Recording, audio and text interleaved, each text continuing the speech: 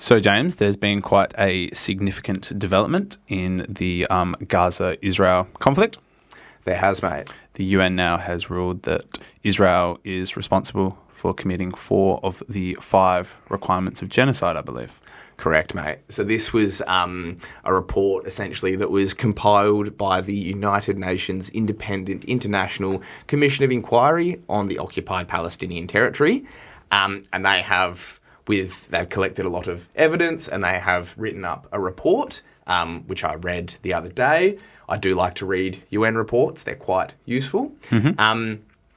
It's just worth saying, James, that this is a United Nations report. Yes. This isn't some kind of like lefty independent media outlet saying that Israel is committing genocide. This isn't even like a well-respected NGO like Amnesty International or Human Rights Watch or something like that. This is the peak body for human rights international law. Of course.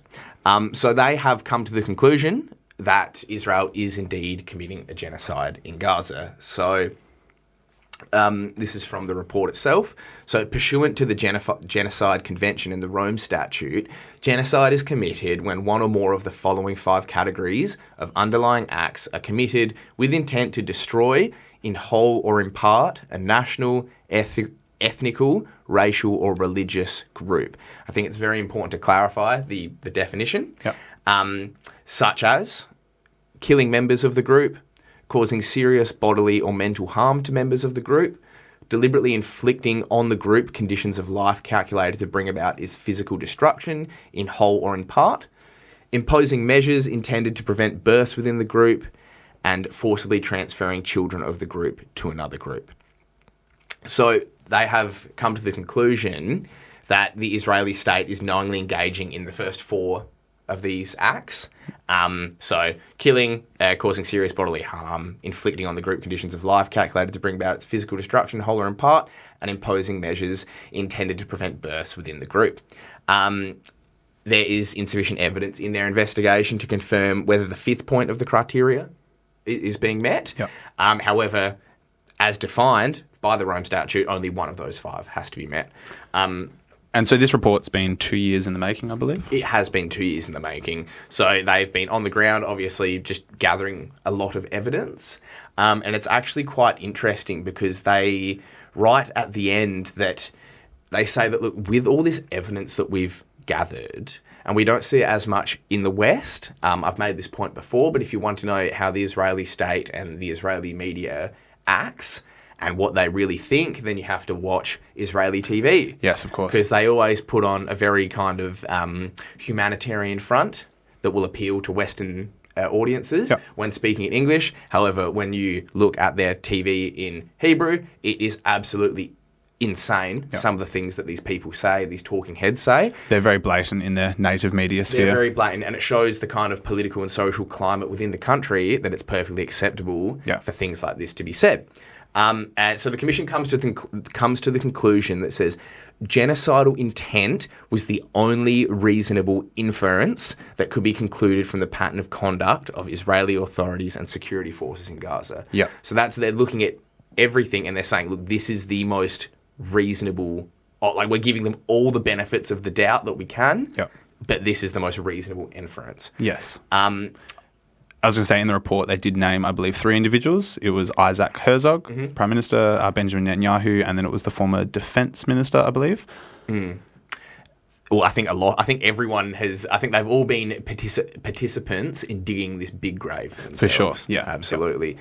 So there's a few points that I just wanted to touch on as well. Have some numbers and some figures here. So life expectancy, on average, for both sexes combined, has decreased from 75.5 years for the year before October 2023 to 40.5 years during the first 12 months of the war. So that's a 46.3% reduction. 25 years. Yeah. And look, beforehand, 75.5, that's a quite a reasonable life expectancy. That's comparable with lots of nations in Europe and Asia. Which is surprising, I guess, for an enclave like Gaza. Completely besieged, but it shows they did have some sort of functioning state and functioning civil institutions, healthcare, that sort of thing, infrastructure. And that was only during the first 12 months of the war. So it's been almost another 12 months. We're coming up to the 2-year. Yeah, we are.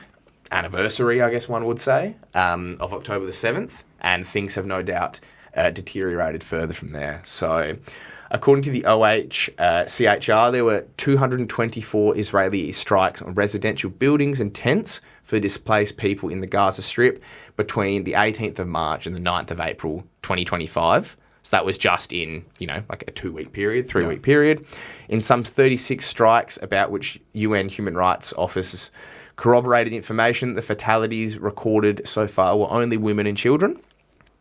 So within that 3-week period, 36 of those strikes just killed women and children. Yeah. As of May 2025, Israeli intelligence officials have listed 8,900 militants from Hamas and Palestinian Islamic Jihad in Gaza as dead or probably dead. Considering at this point the conservative figure of 53,000 Palestinians have been killed by Israeli attacks, it means that 83% of those killed in Gaza were civilians. That's right. I wanted to talk a little bit about the death toll a bit later on, Yep. and the way it's counted. And look, contrary to the propaganda, Jordie, you know this as well as I do, and I'm assuming some of our audience may as well, but the Israeli military, at least at the beginning of the conflict, would always harp on about we're the most moral army in the world. Yeah. We have these incredibly sophisticated, high-tech weapon systems. We're only targeting terrorists. If we're going to bomb an apartment building, then we send text messages to tell everyone to leave, which is, again, completely ludicrous that that's your justification for undertaking these acts. But look, contrary to all the propaganda, this is, again, a direct quote from the report.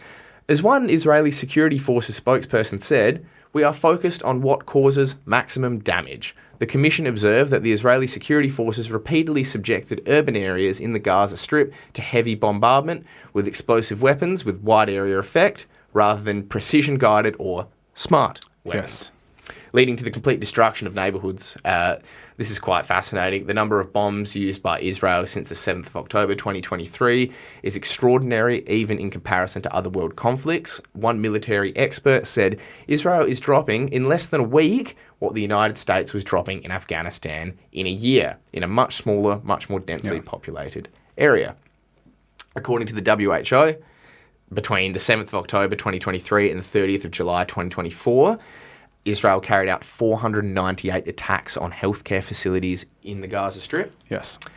And according to the Ministry of Health in Gaza, as of the 15th of April 2025, 1,400 healthcare workers were killed. On the 31st of March 2025, UNRWA Commissioner General stated that a total of 408 aid workers were killed in Gaza since the 7th of October 2023. From 7th of October 2023 to the 23rd of July 2025, over 330 United Nations Relief Work Agency team members have been confirmed killed. Reportedly, as of the 3rd of March 2025, at least 170 journalists and media workers have been killed due to the Israeli operations. Yes. Hence why they come to... those are just some of the facts that I've kind of picked out to demonstrate for this segment. However, that is why they've come to the conclusion that it was the only reasonable inference that the commission could make was that it was genocidal intent. While we're just talking about that, we should touch upon the fact that the piece of evidence they used was the direct targeting of the maternity ward as well. Yeah, of course, and that quite explicitly falls under the imposing measures intended to prevent births within the group. That's right, yeah. So we can look at these first 4 criteria and say, look, they have pretty conclusively been met.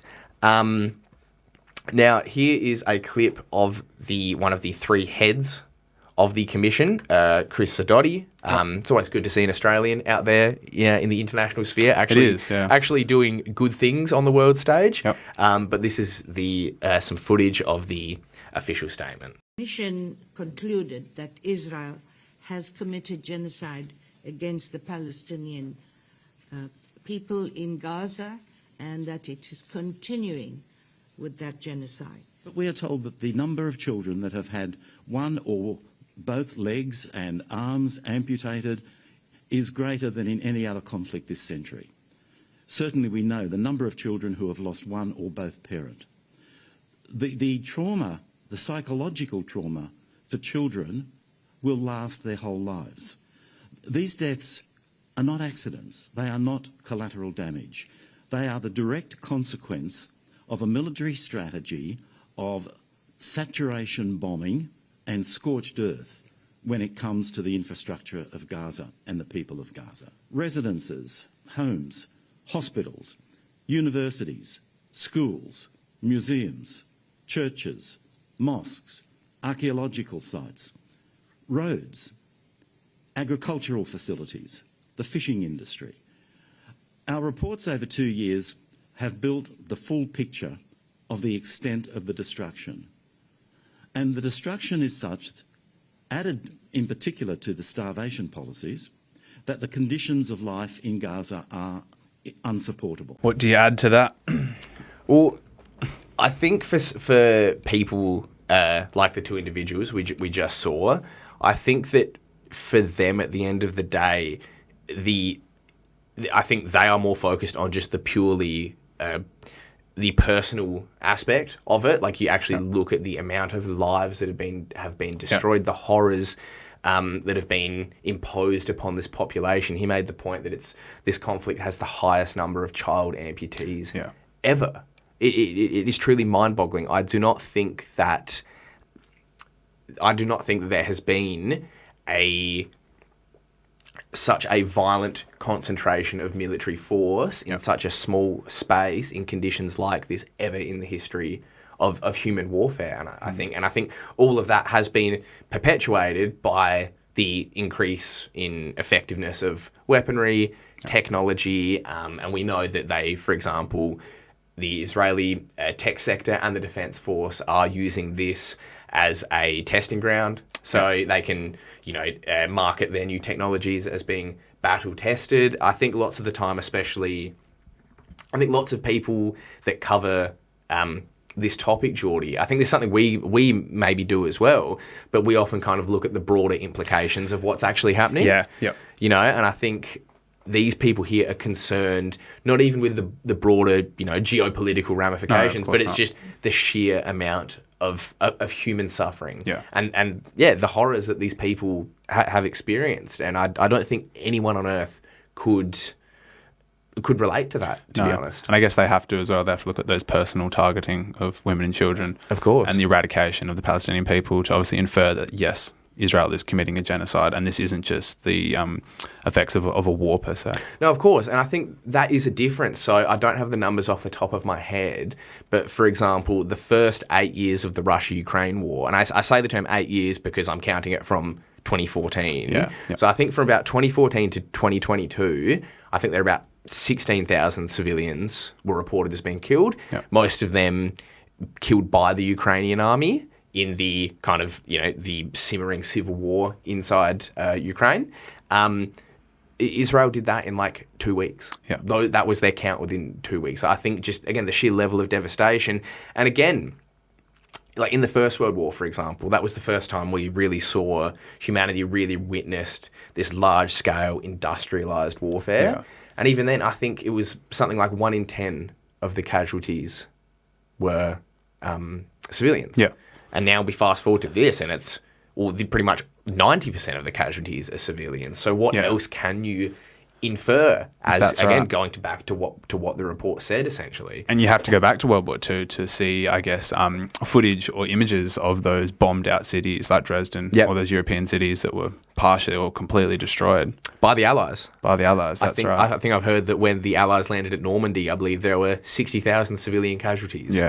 Which obviously you don't hear about. That's right. It's just been erased from our historical memory and our historical retelling. And while we've seen, I guess, videos of different cities being destroyed or roadways, it's those aerial footages now that are coming out where you see the entire coastline just eradicated. Completely, And it makes my gut turn seeing those images. It is awful. And you see the before and after images. So you do see that despite the fact that the population of Gaza was on a starvation diet beforehand, and they were completely restricted in their access to, developmental equipment, for infrastructure, food, water, power, telecommunications. There still was a thriving society that existed in that besieged enclave, and that is all gone. And I think that comes back to, it is the destruction not just of a lot of people, but of a society as a whole. And I think that is the only way we can look at it. And you can look at it from being an Israeli military planner and say, well, look, they're embedded, amongst the population. Yeah. We have to do this. This is how we need to meet our military goal. But at the same time, I think there becomes a point where that is no longer justifiable. No, of course not. And you'd be fooling yourself to think that that is your actual intent. Yeah. It also eradicates the context of why these militants are part of the population. Of course. Yeah. And the way they're radicalised. And where they come from. And this is all just a reaction to the October 7th attacks. Yeah. I just have to say for the audience, bit of levity here. Me and Jordie, of course, condemn Hamas. We have to just put that in there just in case. We wouldn't want the United States to sanction us. No. Or veto this podcast. Yeah, veto this podcast or take us out with a drone strike in suburban Adelaide. But it leads to the question, Jordie. How do you think Israel's reacting? Like, do you think they're in a bit of a tight situation now? Are they going to stop their actions now that this ruling has formally come out of the world's leading kind of, international body? Well, no, James, because they ignored the ICJ ruling to begin with. They have ignored every major report that's come from any institutional body and from the United Nations every point. They've completely denied this report. They said the United Nations has to revoke this report, that it's lies, it's anti-Semitic. It's anti-Semitic, et cetera, et cetera. So, no, I don't think they're going to stop. However, there has been some developments. Spain just recently stopped all bilateral weapons trades. Yep. And I believe levied some economic sanctions and trade sanctions. I believe they have as well. And there was one other country, was a Latin American country. Colombia. Yes. That has now revoked all trade with Israel. Yes. So Colombia originally stopped exporting coal. So they have quite a big coal exporter to Israel as well. But to be honest, this actually shows, pardon me, kind of the futility of like one or two countries stopping their trade. That's right. Because without a unified global effort Correct. to stop this from happening, it's going to keep happening. And most importantly, the United States. Well, Jordie. Because we've just seen Marco Rubio go to Israel. Yep, he's kissed the wall. He's kissed the wall as a Catholic man, has went to Jerusalem and kissed the wall. Yep. So he's pledging his subservience, I think. But again, we had the United Nations Security Council last week. I believe this was chaired by South Korea this time. So there was, as well as the standard 5 permanent member states, I believe there was 15 states in total. So we had countries like Algeria, Denmark, South Korea, Pakistan, Greece, Slovenia. There was a couple more in there. And they voted for a ceasefire. There was a draft resolution for a ceasefire to call for an immediate ceasefire between Israel and the population in Gaza. And who do you think opposed that? Well, there was only one country that opposed it. So 14 out of the 15 voted in favour and one country didn't. Clearly, that was the US. Yeah, you're fooling yourselves here. I actually just wanted to play a quick clip of this as well, so we can see. Those in favor of the draft resolution contained in document S/2025/583, please raise their hand.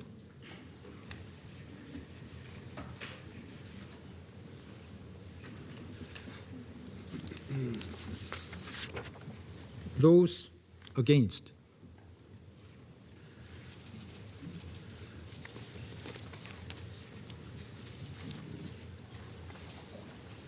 Abstentions. There's no abstentions. The result of the voting is as follows: 14 votes in favor, 1 votes against, 0 abstentions.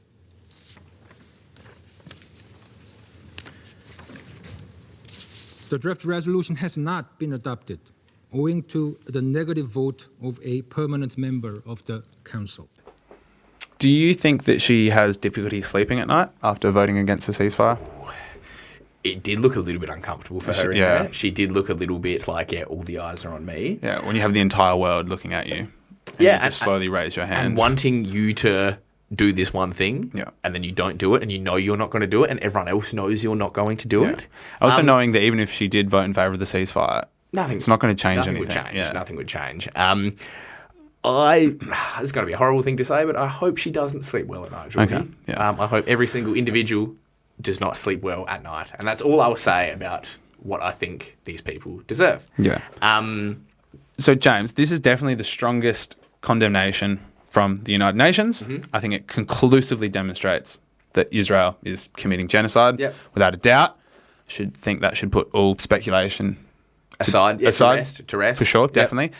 Do you think this also shows the limitations of the United Nations? Do you think it is basically now a very archaic institution that was formed after World War II, specifically by the United States, to kind of obviously work in favour of the kind of post-World War II liberal institution that they would be at the helm at. That they set up. Yeah. Now we're seeing the US attacking the UN at every point, applying sanctions on the ICJ, members of the United Nations. Being sanctioned. Yeah. I think they always have had a lot of power. For example, the United Nations headquarters is based in the United States. Yes. And they provide a large chunk of the funding, a disproportionately large chunk of the funding to run the organisation. So do you think that the United Nations should move its headquarters to maybe, say, Geneva or somewhere in Europe? Do you think that they'll go as far to kick out Israel? Do you think doing any of those things will make any material difference? To be honest, I don't think. I think this is a long. Like, this could be another whole podcast in of itself. I think the United Nations conceptually is a very good idea. I think we need to have a platform where the entire world can get together and discuss issues. But I think, like you said, it does work primarily in favour of the United States and the Western powers. Even if we look at, for example, the UN Security Council, well, it's the United States, the UK, France, Russia, and China. The victors of World War II. The victors of the Second World War. There's no India. There's no Brazil.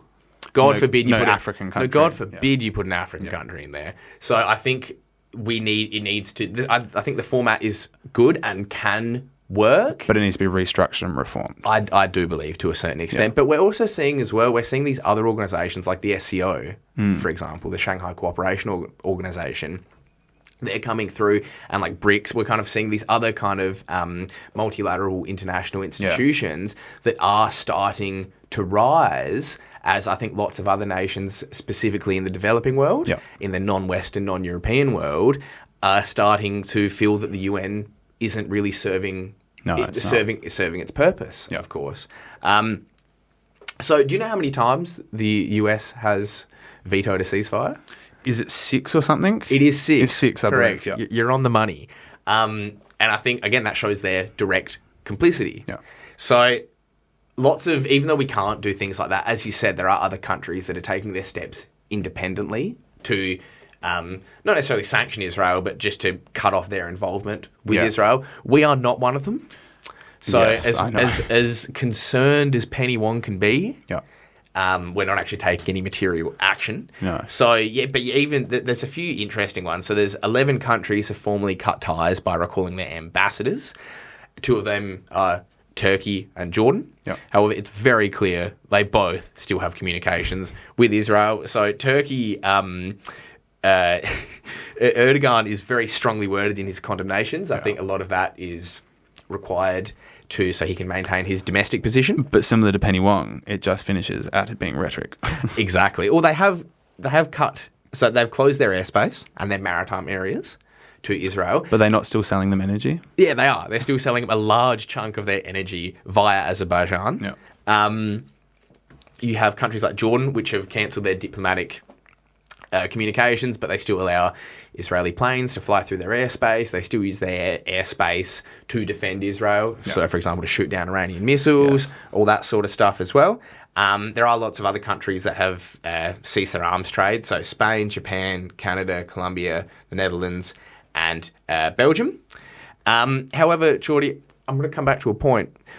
So, to my knowledge, under international law, if it has been ruled that a state is committing genocide, then lest you be complicit in said genocide, every single state has to do whatever they can in their power to stop that from happening. So theoretically, every single country in the world would have to shut off trade with Israel, lest they be liable. Yeah, as they're obliged to under all these international treaties they've signed on to. Of course. Now, the only country that's actually done that is Yemen. Yeah. in the Arab nation of Yemen. Piss poor little country. It is, unfortunately. But this has made them the target of Israeli aerial assaults. So I'm not sure if you knew this, Jordie. A couple of weeks ago, the Prime Minister of Yemen was assassinated. Yes. Yeah.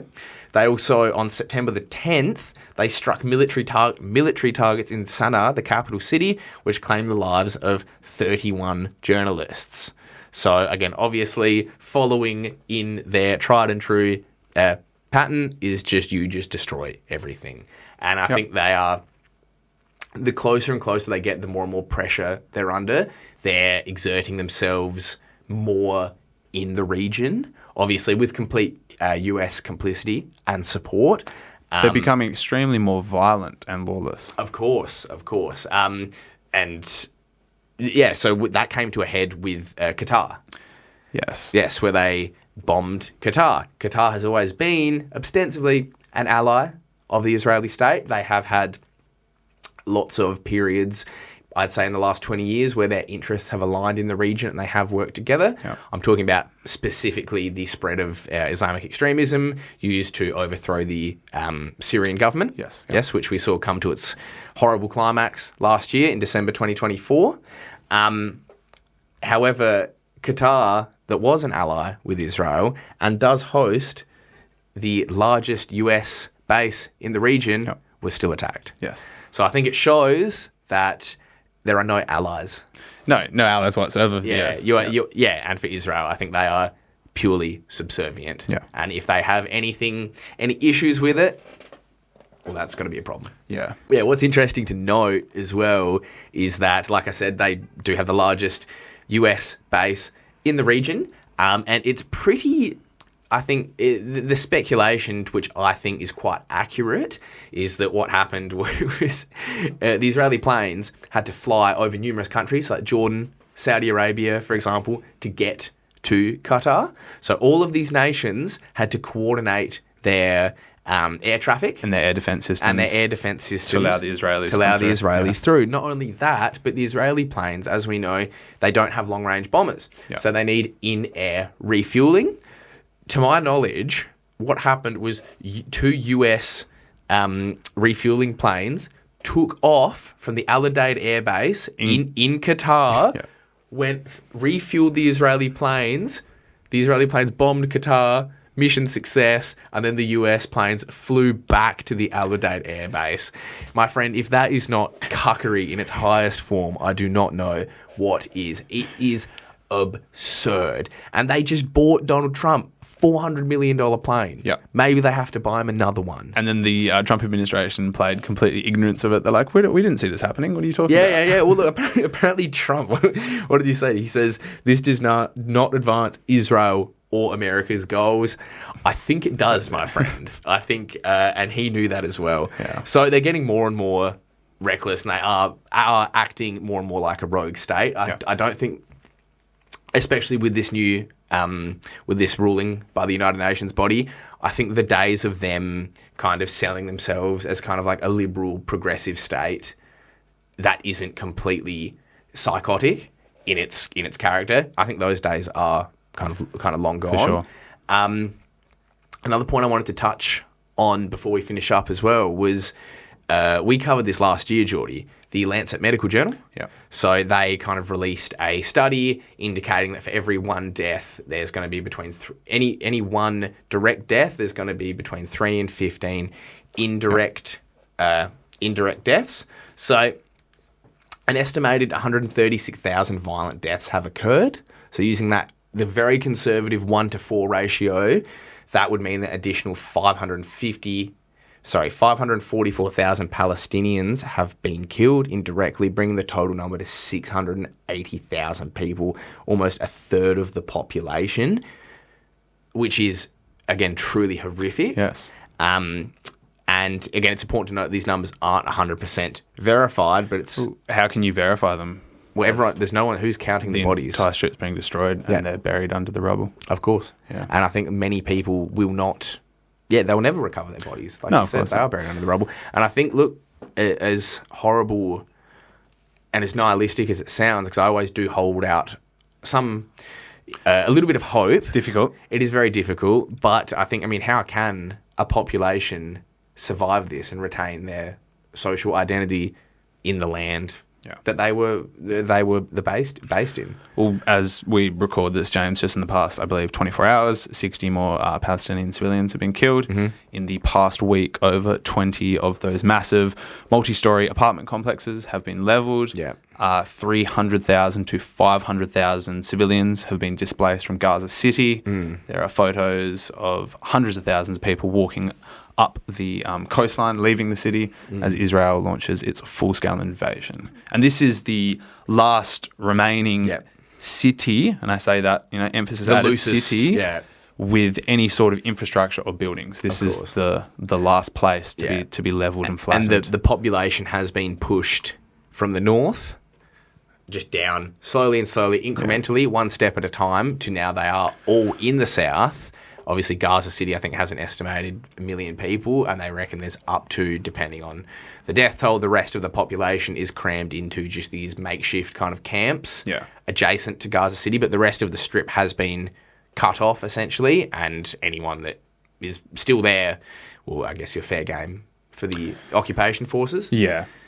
But, Jordie, and, it's funny because no one's talking about this at the moment. There's been a few other things in the news over the last couple of weeks, which we're not going to touch on here. No. But certain events in the United States, very polarising events, have very conveniently acted as like a vacuum to just suck all the attention in the media away from these horrible things that are happening right now. James, before we wrap up, I thought we should play a video of Chris Sidoni, who was that spokesman from the UN. I thought these were very powerful and succinct words, so let's finish on this. Killed everyone in Gaza in an afternoon. That would have been genocide, not what we're doing. Chris, what would you say to Benjamin Netanyahu when he says that? I would say that everyone, but we didn't. So it's not a genocide. Netanyahu has absolutely no willingness to accept the definition of genocide drafted by the great Polish Jewish legal academic Lemkin in the immediate years after World War II. This was a man who had come out of the genocidal situation of the Holocaust itself. And when he reflected on what had happened, he developed the definition of genocide, and everything that we have said in this report comes within the legal definition of genocide, and indeed a very conservative interpretation of it. So Netanyahu, like everything he says, is simply lying. He doesn't want to admit the truth because he knows that to admit the truth has legal consequences for him personally. Very well said. Yep. And the really horrible irony, as Chris Sidoni just said, is that this was drafted by a Polish Jew who survived the Holocaust. Netanyahu himself being, I believe, a Polish Jew. Yes. You'd think that would hit close to home, but apparently it hasn't. No, I think the irony is lost on him. Yeah. Well, look, all right, James. Bit of a sad segment. We can only hope for some sort of respite for the people in Gaza and in the region. But we'll keep following it and keep reporting on it. All right. As always, please, if you like our content, like, subscribe, and share. See ya. See ya.